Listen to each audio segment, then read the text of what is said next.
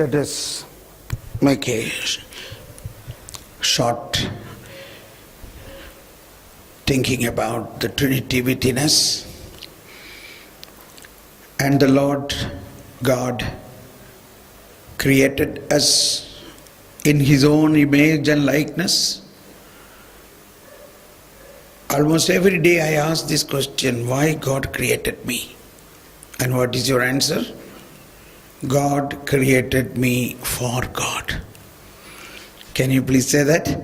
God created me for God. Okay. So, although God has created everybody for God, particularly we who are believers, God has also given us the gift of faith.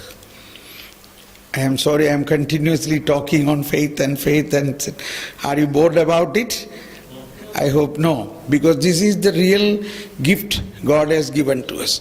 This has to be associated with all the gifts what Father Jose was speaking about, the healing, exorcism, deliverance, and Father John was speaking about all the charisms. All these are working not with our power, but through the power of God transmitted through faith. It is like a cordless connection. So, in my experience, I got a gradual development of my faith, although I was born and brought up in a very good Catholic family. My father was and father, mother, they were very good Catholics. My father, once he was in Divine Retreat Center, this was a phenomenal retreat which was held in maybe 97, 98, where Father Panikel invited me to conduct all 5 days in the main stage of Divine Retreat Center was given to me. 5 days, this holiness retreat, there were more than 28,000 people. A house which has capacity only for 20,000 people, where they could not control. People began to jump over the gate and came. Okay, so my father also wanted to see how his son is preaching. He is in heaven, my mother too. He was a very good scholarly person in terms of St. Paul's letter. Even his last days, I was with him. He kept on telling, do you know what St. Paul said? So I did not answer because St. Paul says many things, What he wanted to say, he says, it is not me, but Christ lives in you. This is something like these are his last days advices to me. Do you know what St. Paul says? It is not me, but Christ lives in you. So when he came there, Father said, you speak some words. So he got up on the podium and he said, I want to only share few sentences and something he said. And last, he summed up like this. He said, when this boy, that is me, when he was born, when his mother was delivering him, I was kneeling down in the next room and I was praying. I was waiting for his first cry. I was waiting for his first voice. And as soon as I heard that voice, I gave that voice to the Lord. And that is the voice you are now hearing. Praise the Lord. Oh, I always admired him because my mother, they got 10 children. All the 10 were born in our own home. So my father used to say, when mother was carrying these 10 children, every day morning he used to make a sign of the cross on his womb and pray and bless. These are our way of new evangelization too. Okay, So, although I was born in such a strong, good family, but I never grow, or maybe it is a biological process in faith, that the faith aspect, we know what is taught and what we are systematically following, but a deeper sense of the faith. This is what I take this word, content of the faith. This is from Saint John Paul II, his encyclical or apostolic teaching, Ecclesia Europa. Then it is in that apostolic letter, he dared to say this: Europe is a Christian country, 90% of the people are baptized Christians. But majority do not know the content of the faith. Content of the faith. In German it is said, Inhalt des Glaubens. Inhalt. Means when you open a book, you see the content. What is the content? This is, even now I am learning this. Even now I am learning. What is the content of the gift what God has given? Okay, now I will be quick.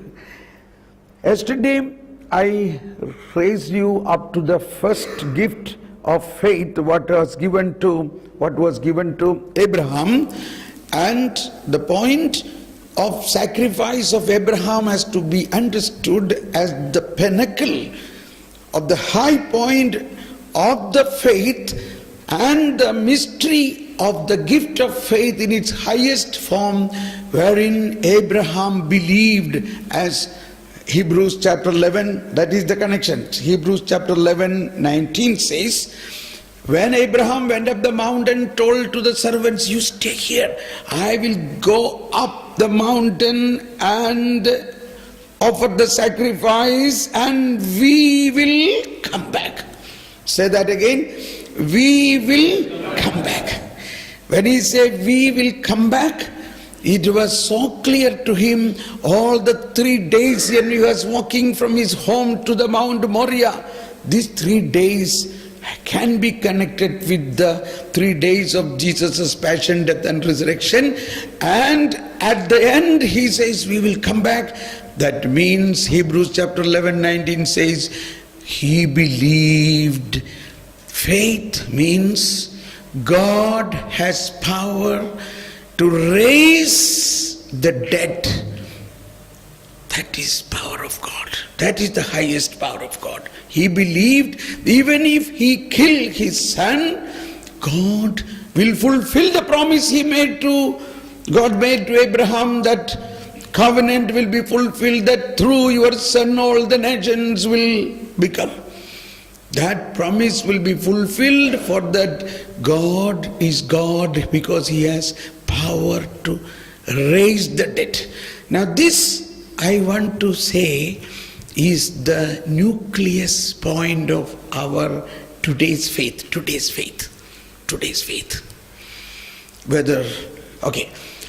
Now, I said from the first day, credo begins with Ich glaube. I believe in God.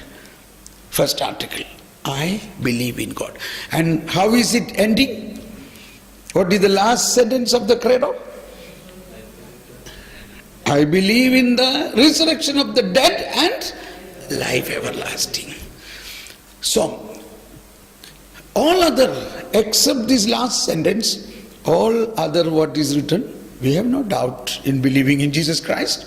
We have no problem in resurrection of Jesus Christ. We believe that. But because all that events have already completed. There are testimonies, there are witnesses. And we have strong faith in that. But what are the events which are not yet completed, but we believe? But we experience. It is not yet completed, but we believe and we experience. What are they? Resurrection of the dead. Second coming of Christ. And the life everlasting, that is the new heaven and earth. The resurrection of the last day. These things are not Not yet happened, but we believe. But this is what difficult for anybody. It was very difficult for me. How can we? I took a long time to understand and learn that. How do I believe that this body will resurrect? Okay, so I will quickly read out from the Catechism, and this is in 1 Corinthians 15. Till the Catechism came into our hand, we were following St. Paul's teaching, 1 Corinthians 15. 1 Corinthians 15 is the beautiful chapter which is beyond human understanding, which explains about the resurrection of our body. So the teaching, paragraph 988. In 988 onwards is these articles about the last sentence of the Credo, I believe in resurrection of the body. So here itself the Catechism teaches us that Christian creed, the profession of our faith in God, the Father, the Son and the Holy Spirit, and in God's creative, saving and sanctifying action culminates, please note that word, culminates in the proclamation of the resurrection of the dead on the last day and in life everlasting. So there are people who are not able to believe in this, have doubt in this. So there the faith is not ripe. Faith is not ripe. I realize the time I understood this resurrection of the dead, I got such an enthusiasm, such a confidence. And so every time now I speak this in every retreat. Once one of my acquaintance, a priest, we were having a discussion, so he had some problems. So he asked me to pray for that. Then a word of knowledge I got that I asked him, a word of knowledge was ask him about the resurrection of the dead. And then he could not answer it in a very clear way. So I took this and read out, I show him this article. I said, our body will decay, but it will rise up on the last day and merge with our soul. Oh, that is wonderful. Okay, now I asked the father, so do you believe this? And he said, say it again, that our body will decay, but this decayed body will rise up and unite with our soul, and we will become a spiritual person again. He said, I cannot believe this. Then I said, let us pray now. Don't go by the reasoning. Oh Lord, open the gift of faith in that area. Then I gave him a personal retreat for nearly 1 hour, beginning from that Abraham's faith and what he believed. And then he had no difficulty to believe. In 1 hour, he says, Thomas, all this we used to say in the Holy Mass, we pray, but I never thought that my body now when I die will decay and this body will become a spiritual body and unite with my soul. That will be wonderful. Yes, that will be wonderful, and that is wonderful. How that is wonderful, that's what I am going to explain. I have once explained in the case of our Lazarus. So quickly, 997 is the crucial passage which says, what is rising? In death, the separation of the soul from the body, the human body decays and the soul goes to meet God, while awaiting its reunion with its glorified body. This is what he was not convinced of. The soul go to God while awaiting its reunion with the glorified body. Now, Pay attention. God in His almighty power will definitely grant incorruptible life to our bodies by reuniting them with our soul through the power of Jesus' resurrection. So, once again, God, that is the almighty power. The exercise of the almighty power is this, that He will definitely grant incorruptible life to our bodies by reuniting them with our souls through the power of Jesus' resurrection. Who will raise? All dead will raise. Those who have done good to the resurrection of the life, and those who have done evil to the resurrection of the judgment. All will rise up. I will not read all. You can read it from 988 to onwards. Now, the interesting point is 1002 says, Christ will raise us up on the last day. But it is also true that in a certain way we have already risen with Christ. That is what Christianity means. For by virtue of the Holy Spirit, what is the highest power of the Holy Spirit? Christian life is already now on earth is the participation in the death and resurrection of Christ. Now, so that is how the working of the Holy Spirit in the Acts of Apostle is the exact way of Christian life. It is not that way manifested in the Old Testament. That is why sometimes there are some songs, some of the singers sing, fill me like in Daniel. I am putting some tune. Fill me like in Joshua. Fill me like in Moses. Fill me like in anybody. David.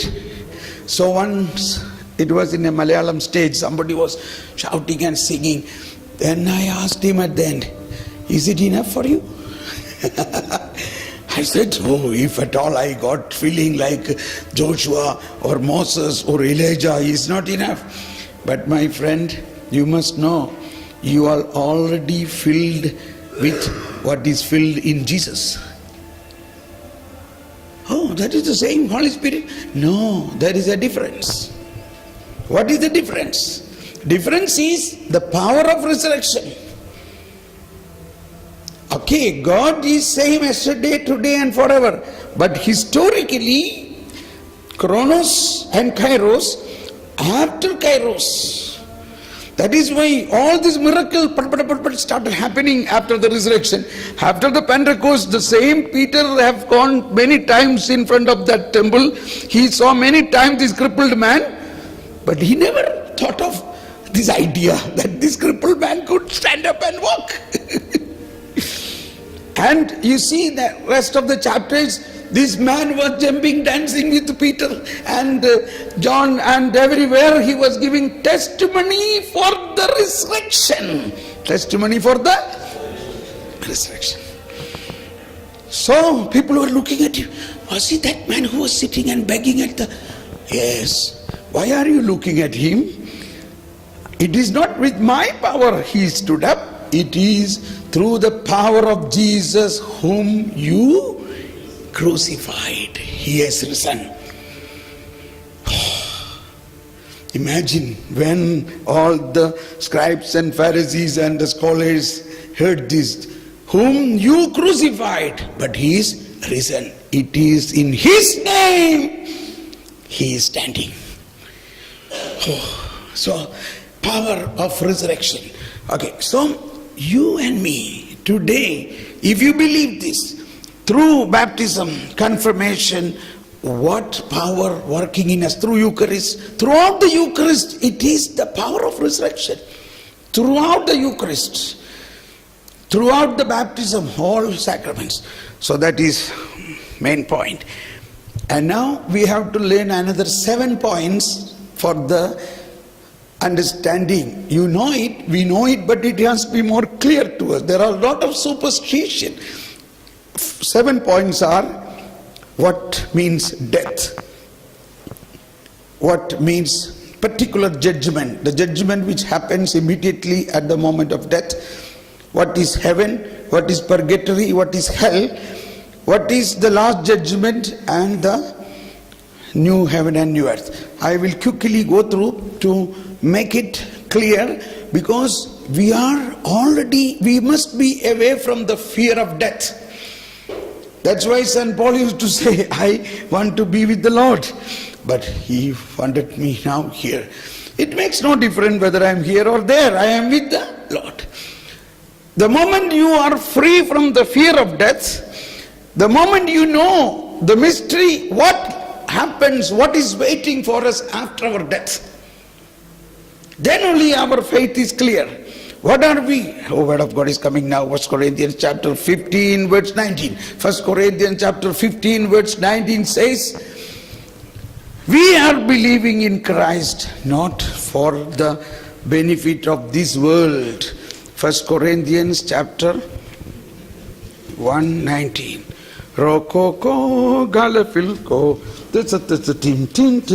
he. If for this life only we have hoped in Christ, we are the most pitiable people of all. Say everybody, if for this life only we have hoped in Christ, we are the most pitiable people of all. We must know while we are living now here, what will be our life after death. We cannot know this after death. We have to know this now. Because we are the citizen of that land, that city. We are here only temporarily. But when we know this, we understand it is not simply rest in peace. Our life will not be rest in peace. We have a lot of activity to do. Unless the grain of wheat falls down and die, it will not sprout and grow.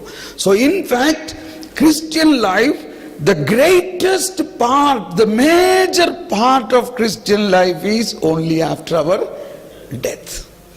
We live here, Father said 80 years or maybe 100 years, okay? But what happens after our death? How many years we will live? Infinite. So that is why Saint Therese and all, if I get time I will show a short video. Saint Therese and all, even when she was 3 years, 4 years old, when her mother was about to die or very seriously sick, this little Therese was telling, Mother, you die and go to heaven.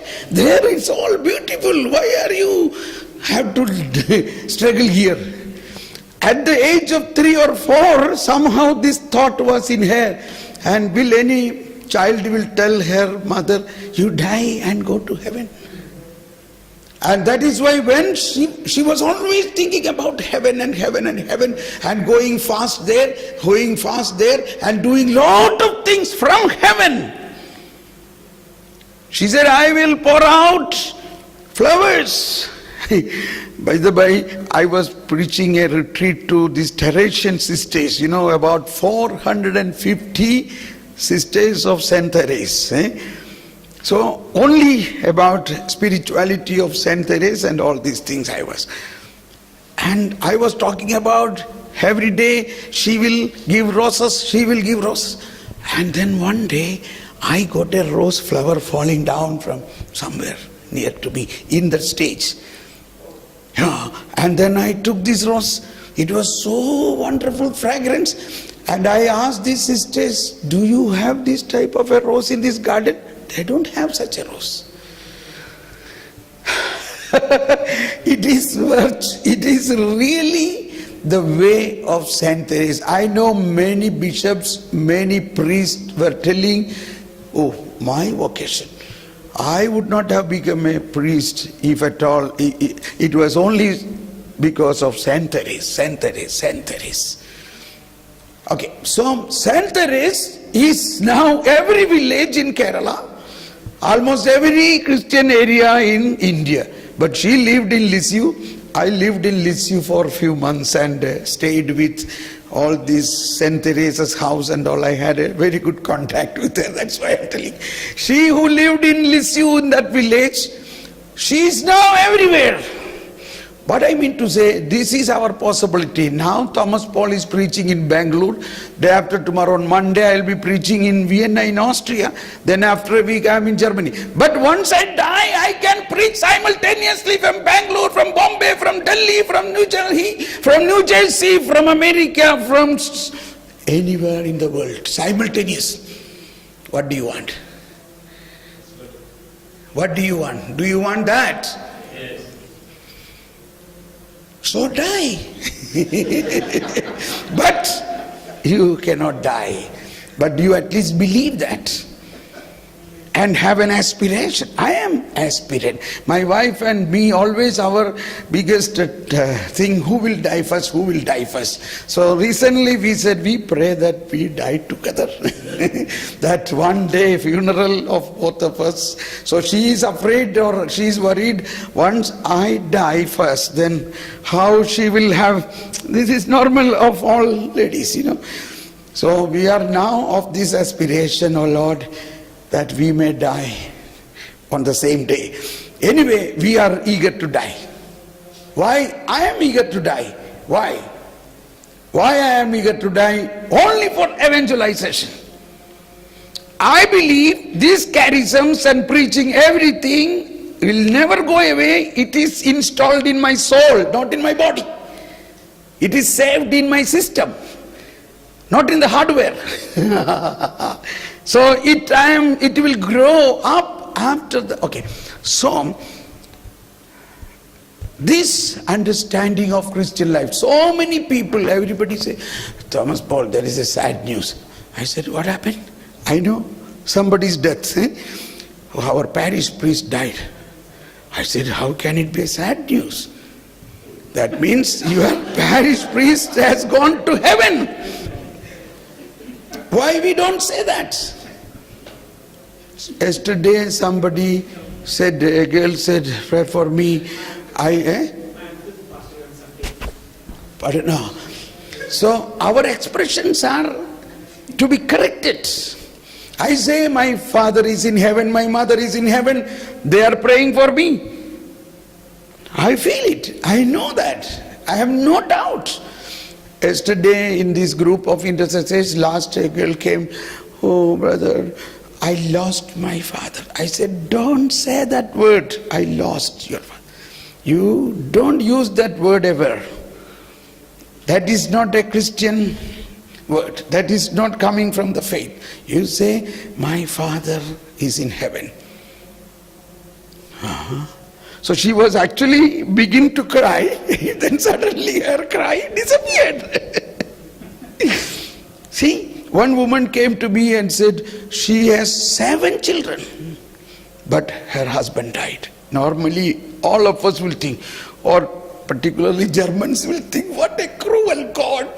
These 7 children now, how she will take care of 7 children, like this. So, she's telling, why? You say God is so loving, you say God is so merciful, why He has done this to me? Now I have to console her. How to console her? 7 children. So I said, first thing I said, where is your husband now? That question she never expected. She said, I don't know. I said, this is not a Christian answer. How do I know? You must know from the faith. Then I asked, for the sake of understanding, was he baptized? Yes. So what happens in the baptism? He is united with Christ. Christ has stamped his seal upon his heart, and Christ is a guarantee of his entering to heaven. Was he going to Holy Communion? Oh, he was really a saint. He was every day going for Holy. See now, you say he was like a saint, then where he will be? A saint will be in hell. What do you learn from Holy Communion? What is that Jesus said so emphatically, so clearly, and every Holy Mass we proclaim it. Whoever eat my body and drink my blood, in him I live, and I will raise him up on the last day. I give him eternal life. Now, for a moment, there was a pause. And her face expression was changing to smile. So he is in heaven. Yes. See, half the sadness has gone now. This is the truth. And then I asked, who gave you these 7 children? They are my children. Yes, your children, but they have been growing in your womb. But have you done something to them while they were in your womb? Then she started smiling. God, through his husband. Is God responsible about these 7 children? Naturally, yes. We think we are responsible, as if God is not responsible. God is the first responsible person. This is also a good expression, Once a woman told me, first time I am hearing God is responsible about me. I thought my husband, my father, my mother, my children, they all have to be responsible about me. But now I feel more consolation that God is first of all responsible about me. And then I said, where is your husband now? With God. So now God and your husband both are bringing lot of blessing to your children. It is not easy to raise 7 children in this world. But now it will be easy. Now she says, yeah, now I understand. Since his passing away, these children are become very devoted. They are coming every day for family prayer. Otherwise they never used to come. They are every Sunday going for Holy Mass. Several such points came out and she went with full joy and happiness. She could feel that he is not dead, he is living. He is really living in heaven and communicating to his wife and to the children and to all the world. So that is Christian life. But to know this, we must know what St. Paul says. Christian life is not for this world alone, but more and more it is for the world after our death. This aspect we have to develop. We have to develop. Now you see, we are going to church, we are going for retreat, we are praying, more intentions, all the intention box you see. Will there be any intention about what we have to get in heaven? All intentions are for, in Father Joseph's language, temporal. Temporal problems, temporal benefit. But there is eternal benefit. So, we ourselves should be convinced that this life is powerful when we know more about our life after death. Now, quickly, what is death? Now we understood resurrection. How can we raise? Only if you die. Simple. Do you want to raise? Do you want the resurrection? Yes. How can you have the resurrection?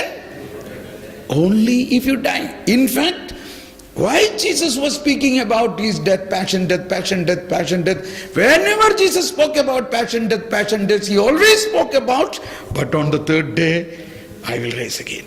Once I think somewhere in Bihar or Madhya Pradesh, one Hindu guru, we had a chat, and he was telling Thomas Paul, why you all say everybody will be saved only through Jesus Christ?